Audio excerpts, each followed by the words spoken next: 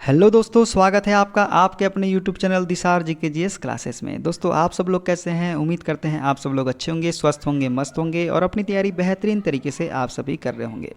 दोस्तों, हम आपको करवा रहे हैं फीटर ट्रेड शॉर्ट नोट्स, जिसमें हमारा ये जो आज का भाग है ये आने वाला है पार्ट नंबर 2। आज हम जो है पार्ट नंबर 2 में बहुत सारे क्वेश्चंस देखेंगे, शॉर्ट नोट्स देखेंगे जो कौटिल्य क्लासेस के द्वारा प्रोवाइड की गई है। दोस्तों, वीडियो अच्छा लगे वीडियो को लाइक कीजिए, शेयर कीजिए, कमेंट कीजिए। चैनल पर नए हैं चैनल को सब्सक्राइब कर लीजिए पल पल की अपडेट के लिए। हमसे जुड़ने के लिए आप हमारा टेलीग्राम चैनल ज्वाइन कर लीजिए। टेलीग्राम चैनल का लिंक मैंने डिस्क्रिप्शन बॉक्स में आपको दे दिया है। चलिए दोस्तों, देर न करते हुए स्टार्ट करते हैं आज का अपना सेशन और देखते हैं फीटर ट्रेड शॉर्ट नोट्स का पहला क्वेश्चन।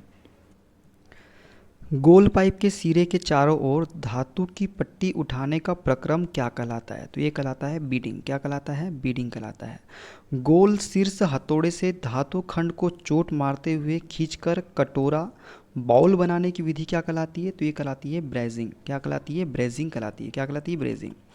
गोल पाइप के सिरों को छोटा बनाने के लिए, नलीदार बनाने के लिए प्रक्रम क्या कहलाता है? तो ये कहलाता है क्रिम्पिंग। अगर गोल पाइप के सिरों को छोटा बनाने के लिए, नालीदार बनाने के लिए प्रक्रम क्या कहलाता है? तो ये कहलाता है क्या? क्रिम्पिंग कहलाता है। एक मुद्रांकित प्रक्रम जो चादर धातु पर कम गहरे उच्चावच गहरे डिजाइन उत्पन्न करता है, ये क्या कहलाता है? एम्बोसिंग कहलाता है। क्या कहलाता है? एम्बोसिंग कहलाता है। दो खंडों को समान रूप से विभाजित कोण पर जोड़ना क्या कहलाता है? तो ये कहलाता है मीटर। क्या कहलाता है? मीटर कहलाता है। दो खंडों को समान रूप से विभाजित कोण पर जोड़ना। धातु को अम्ल में डुबाकर उसकी गंदगी तथा ऑक्साइड को साफ करने की क्रिया क्या कहलाती है? तो ये कहलाती है फीकल। क्या कहलाती है? फीकल कहलाती है। धातु को अम्ल में डुबोकर उसकी गंदगी तथा ऑक्साइड को साफ करने की क्रिया। डेयरी खाद्य सामग्री प्रशोधन रासायनिक संयंत्रों के लिए किस धातु चद्दर का प्रयोग किया जाता है? तो स्टेनलेस स्टील का प्रयोग किया जाता है डेयरी खाद्य सामग्री प्रशोधन रासायनिक संयंत्रों के लिए। ठीक है। कौन सी धातु चद्दर सोल्डरिंग के लिए सबसे उपयुक्त मानी जाती है? तो टीन चद्दर जो है ये सोल्डरिंग के लिए सबसे उपयुक्त मानी जाती है। उच्च संक्षारक अम्लों की टंकी बनाने के लिए किस धातु का प्रयोग किया जाता है? तो लेड चद्दर का उपयोग किया जाता है उच्च संक्षारक अम्लों की टंकी बनाने के लिए। ISSH के अनुसार धातु सीट का आकार लिया जाता है तो लंबाई इंटू चौड़ाई इंटू मोटाई से धातु सीट का आकार लिया जाता है। एक हस्त लीवर से माध्यम में से कितनी मोटाई में धातु काटी जा सकती है? एक हस्त लीवर के माध्यम से कितनी मोटाई में धातु काटी जा सकती है? तो 3 mm या 10 SWG। ठीक है।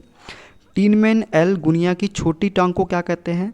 तो टोंक को क्या कहते हैं? टोंक वो कहते हैं। क्या कहते हैं? टोंक वो कहते हैं टीनमैन एल गुनिया की सबसे छोटी टोंक को। स्ट्रेट एज की मानक लंबाई कितनी होती है? तो ये होती है 1 से 3 मीटर। कितनी होती है? 1 से 3 मीटर होती है स्ट्रेट एज की मानक लंबाई। चिन्हन कार्य हेतु किस हथौड़ी का भार कितना होता है? किसी हथौड़ी का भार कितना होता है चिन्हन कार्यों के लिए? तो ये होता है 250 ग्राम। मेलेट किस पदार्थ से बनाए जाते हैं? तो हार्ड वुड से बनाए जाते हैं। किससे बनाए जाते हैं? हार्ड वुड से बनाए जाते हैं।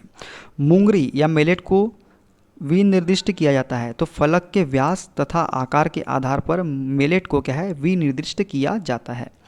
खोखली वस्तु में डेंट को हटाने के लिए किस हथौड़े का प्रयोग करते हैं? तो होलोविंग हैमर का उपयोग करते हैं खोखली वस्तु में डेंट को हटाने के लिए। सोल्डरिंग आयरन का शीर्ष या बीट किस धातु का बनाया जाता है? तो ये तांबे धातु का बनाया जाता है सोल्डरिंग आयरन का बीट। धातु चद्दर कार्य में सीवन को बंद करने तथा अभिबंधन के लिए किस टूल का प्रयोग किया जाता है? तो ग्रूवर का उपयोग किया जाता है धातु चद्दर कार्य में सीवन को बंद करने तथा अभिबंधन के लिए। चद्दर को खोखला बनाने के लिए किस स्टेक का प्रयोग होता है? तो चद्दर को खोखला बनाने के लिए राउंड बटन स्टेक का प्रयोग करते हैं। कौन सा? राउंड बटन स्टेक का। धातु की चकती पर फ्लेंज चढ़ाने हेतु प्रयुक्त स्टेक होता है तो ये होता है हाफ मून स्टेक। क्या होता है? हाफ मून स्टेक होता है धातु की चकती पर फ्लेंज चढ़ाने हेतु प्रयुक्त स्टेक। पतले गेज के धातु चद्दर से छोटे व्यास के ट्यूब बनाने के लिए स्टेक का प्रयोग होता है। कौन से स्टेक का प्रयोग होता है? पतले गेज के धातु चद्दर से छोटे व्यास के ट्यूब बनाने के लिए ये होता है क्रीजिंग आयरन स्टेक का। किसका? क्रीजिंग आयरन स्टेक का प्रयोग होता है। पिट्सबर्ग सीवन को अन्य किस नाम से जाना जाता है? तो इसको जाना जाता है हैमर लॉक या हाबो लॉक के द्वारा। किसके नाम से जाना जाता है? हैमर लॉक या हाबो लॉक के नाम से जाना जाता है पिट्सबर्ग सीवन को। स्क्रू अथवा रिवेट किनारे पर कॉलर लगाने के लिए किस सीम का प्रयोग किया जाता है? तो डोवेटेल सीम का। कौन सा? डोवेटेल सीम का उपयोग किया जाता है स्क्रू अथवा रिवेट किनारे पर कॉलर लगाने के लिए। ठीक है। डक्ट कार्य के लिए किस सीवन का प्रयोग करते हैं? तो करते हैं पिट्सबर्ग सीवन का। डक्ट कार्य के लिए किसका प्रयोग करते हैं, किस सीवन का? तो पिट्सबर्ग सीवन का उपयोग हम करते हैं। नॉलेज यूपी जॉइंट के लिए किस सूत्र का प्रयोग करते हैं? तो ये करते हैं K बराबर 2W प्लस 3T का। क्या करते हैं? K बराबर 2W प्लस 3T का उपयोग करते हैं नॉलेज यूपी जॉइंट के लिए। किनारों को 180 डिग्री कोण पर मोड़कर सामर्थ्यता प्रदान करने की क्या कहलाती है? सामर्थ्य प्रदान करने की क्रिया क्या कहलाती है? तो किनारों को 180 डिग्री कोण पर मोड़कर सामर्थ्यता प्रदान करने की क्रिया जो है ये हीमिंग कहलाती है। क्या बोलाती है? हेमिंग कहलाती है। क्या कहलाती है? हेमिंग कहलाती है। सोल्डरिंग किस तापमान पर की जाती है? तो 450 डिग्री सेंटीग्रेड से नीचे जो है सोल्डरिंग की जाती है। यूरेटिक एलॉय में टीन व लेड की मात्रा क्या होती है? ये होती है 63% व 37% होती है यूरेटिक एलॉय में टीन व लेड की मात्रा। एक ऐसा गालक जो गर्म हवा में संपर्क आने पर आग पकड़ लेता है वो क्या है? HCl है। HCl जो है जो गर्म हवा के संपर्क में आने पर क्या होता है? आग पकड़ लेता है। जंगरोधी इस्पात पर सोल्डरिंग के इस्तेमाल गालक कौन सा है? तो ये है फॉस्फोरिक एसिड। कौन सा है? फॉस्फोरिक एसिड जो है जंगरोधी इस्पात पर सोल्डरिंग के लिए इस्तेमाल गालक है। किल्लिड स्प्लिट के नाम से किस गालक को जाना जाता है? तो जिंक क्लोराइड को जो है किल्लिड स्प्लिट के नाम से जाना जाता है।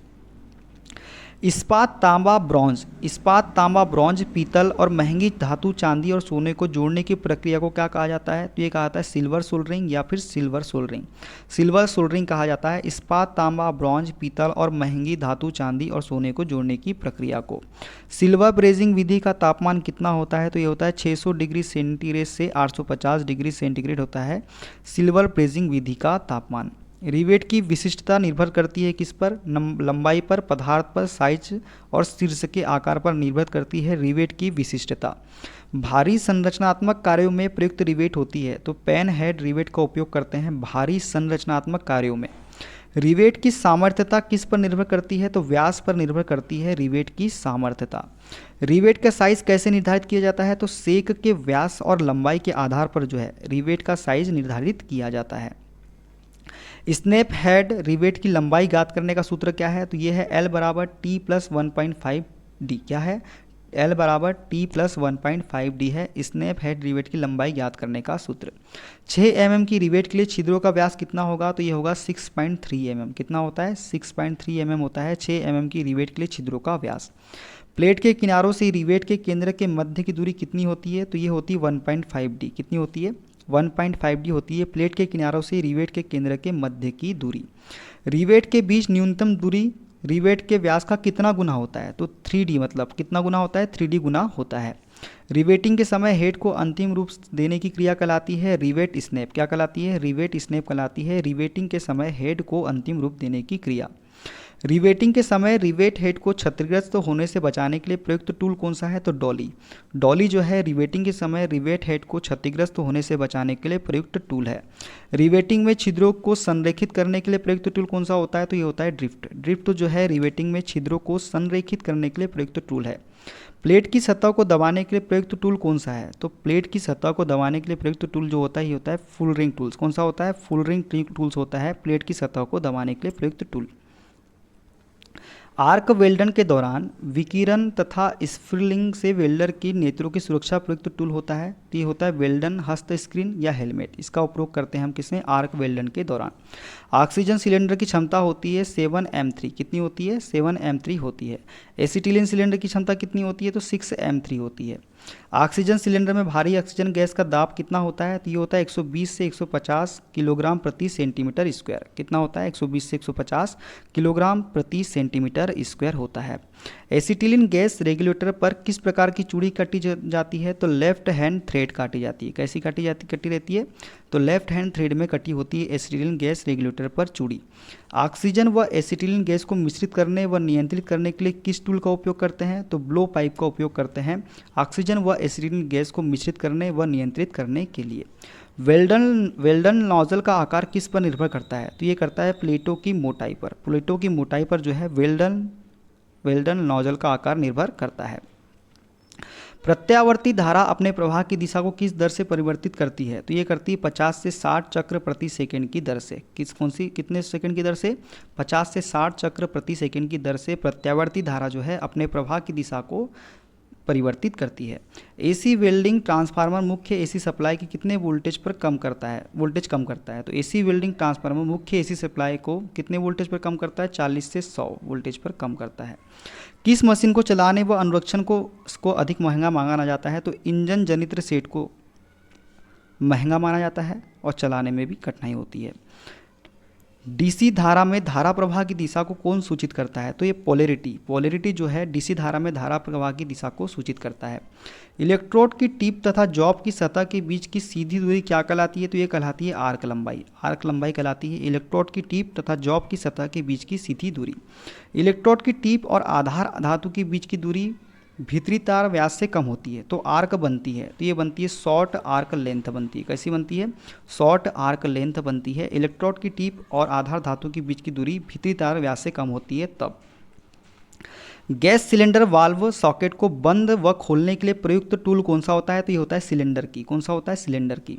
गैस वेल्डिंग में इलेक्ट्रोड को पकड़ने व चलाने के लिए प्रयुक्त टूल उपयोग में लिया जाता है इलेक्ट्रोड होल्डर का उपयोग किया जाता है गैस वेल्डिंग में इलेक्ट्रोड को पकड़ने व चलाने के लिए प्रयुक्त टूल। जॉब या वेल्डन मेज के केबल को जोड़ने के लिए प्रयुक्त टूल कौन सा होता है। तो ये होता है अर्थ क्लैंप। कौन सा होता है, अर्थ क्लैंप होता है जॉब या वेल्डन मेज के केबल को जोड़ने के प्रयुक्त टूल। ठीक है।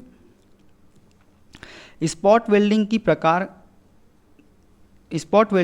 किस प्रकार की वेल्डिंग प्रक्रिया होती है। तो ये प्रतिरोध वेल्डिंग होती है। कौन सी होती है, प्रतिरोध वेल्डन होती है स्पॉट वेल्डिंग। टीआईजी वेल्डन को अन्य किस नाम से जाना जाता है। तो जीटीएडब्ल्यू के नाम से जाना जाता है टीआईजी वेल्डिंग को।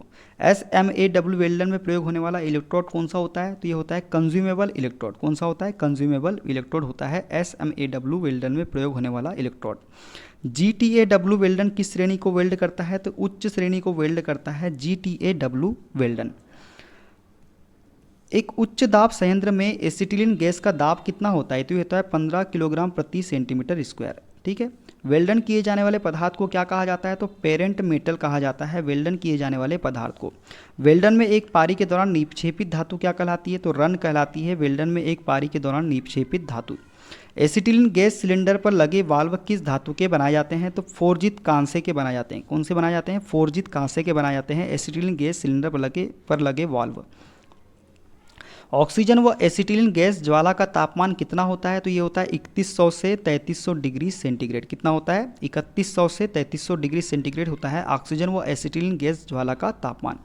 जल के भीतर कटिंग के कौन सी गैस ज्वाला का प्रयोग करता है। तो जल के भीतर कटिंग के लिए कौन सी गैस ज्वाला का प्रयोग करता है। तो ऑक्सी हाइड्रोजन गैस ज्वाला का प्रयोग करता है जल के भीतर कटिंग के लिए। आर्गन गैस सिलेंडर का रंग कैसा होता है। तो आर्गन गैस सिलेंडर का रंग होता है नीला। कैसा होता है, नीला होता है आर्गन गैस सिलेंडर का रंग। 1/16 इलेक्ट्रोड के लिए धारा का मान व प्लेट की मोटाई क्रमशः कितनी होती है। तो 1/16 इलेक्ट्रोड के धारा का मान व प्लेट की मोटाई जो होती है 20 एम्पियर 40 एवं 3/16 इंच से अधिक होती है। ठीक है। इलेक्ट्रोड पर फ्लक्स विलेपन की कौन सी विधि का उपयोग इलेक्ट्रोड विनिर्माता द्वारा किया जाता है। तो इलेक्ट्रोड पर फ्लक्स विलेपन की एक्सट्रूशन मेथड का उपयोग जो है इलेक्ट्रोड विनिर्माता द्वारा किया जाता है। मध्यम विलेपन इलेक्ट्रोड की कोटिंग फैक्टर का मान कितना होता है। तो ये होता है 1.4 से 1.5। मध्यम विलेपन इलेक्ट्रोड की कोटिंग का फैक्टर का मान कितना होता है, 1.4 से 1.5 होता है। AWS के द्वारा इलेक्ट्रोड वर्गीकरण में चौथा अंक क्या दर्शाता है। तो ये बताता है टाइप्स ऑफ फ्लोर कोटिंग। क्या बताता है, टाइप्स ऑफ फ्लोर कोटिंग को दर्शाता है AWS के द्वारा इलेक्ट्रोड वर्गीकरण में चौथा अंक। वेल्ड जितनी जल्दी होगी तो लागत पर क्या प्रभाव पड़ेगा, लागत कम हो जाएगी। इलेक्ट्रोड को सुखाने के लिए इलेक्ट्रोड ओवन का तापमान होता है 110 डिग्री सेंटीग्रेड से 150 डिग्री सेंटीग्रेड। गैस वेल्डिंग कर्तन प्रचालन में ज्वलनशील पदार्थ कम से कम कितने दूर होने चाहिए। तो ये 3 मीटर की दूरी पे होना चाहिए गैस वेल्डिंग में। चूड़ीदार फास्टनरों को अपने मेटिंग भाग में न्यूनतम अपने व्यास से कितनी दूरी तय करते हैं। तो चूड़ीदार फास्टनर अपने मेटिंग भाग में न्यूनतम अपने व्यास से 1.5 दूरी तय करते हैं। कितनी करते हैं, 1.5 दूरी। मशीन स्क्रू का व्यास कितना होता है। तो ये होता है 1.5 mm से 12 mm। कितना होता है, 1.5 mm से 12 mm होता है मशीन स्क्रू का व्यास। मशीन बोल्ट की मानक लंबाई कितनी होती है। तो ये होती है 12 mm से 300 mm। कितनी होती है, 12 mm से 300 mm होती है मशीन बेल्ट की मानक लंबाई। मशीन बेल्ट की तुलना में करीबी सहिष्णुता की आवश्यकता होने पर किस स्क्रू का उपयोग करते हैं? तो कैप स्क्रू का उपयोग करते हैं। कौन से स्क्रू का? कैप स्क्रू का उपयोग करता है मशीन बेल्ट की तुलना में करीबी सहिष्णुता की आवश्यकता होने पर। कौन से स्क्रू का उपयोग करते हैं? कैप स्क्रू का उपयोग हम करते हैं। तो ये थे आज के सारे क्वेश्चन। कैसा लगा वीडियो कमेंट बॉक्स में जरूर बताइएगा। मिलते हैं अगले वीडियो में, अपना ख्याल रखिए। Okay, bye bye, take care. और दोस्तों वीडियो अच्छा लगे वीडियो को लाइक कीजिए, शेयर कीजिए, कमेंट कीजिए। चैनल पर नए हैं चैनल को सब्सक्राइब कर लीजिए पल पल की अपडेट के लिए। मिलते हैं, अपना ख्याल रखिए। Okay, bye bye, take care.